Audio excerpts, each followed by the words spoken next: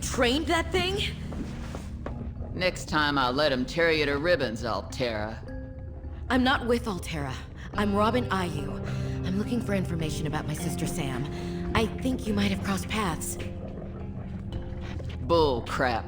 I suggest you take the time you need to come to your senses and then get off my sea base. Okay. If you're not Altera, why don't you disable that damn tracking satellite tower instead of barging into my sea base? Maybe once Altera's off my back, I'll remember something about your sister. There's some junk on that table that might help. I couldn't get it to work.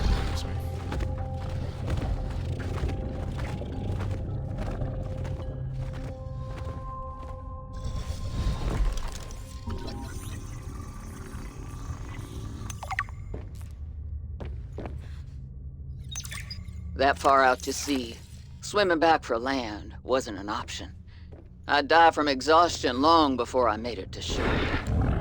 All I could do was survive long enough to wash up somewhere.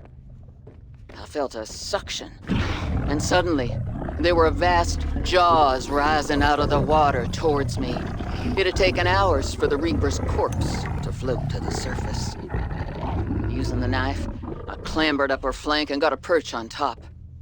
I figured she'd float for a few days at least. Enough for me to catch my breath. Look at that. But would she sink before or after I died of Usually thirst? this is on the table. I had a knife, a repair right tool, there. and 3 liters of water. That's super At messed least I up. wasn't gonna die of exhaustion. If this was my Now, first those playthrough, Reapers, they're then I would practically not all know muscle. to look But there's some inside fat of in them. there. I was able to keep warm and drink the water. And I didn't have much, but I had that repair tool, so I had a spark. It took a week to light that first fire. And I know more about the burning properties of Reaper fat than I ever cared to. I had to ration fires, but as they burned, I could smoke meat that I carved out of the beast's rib cage.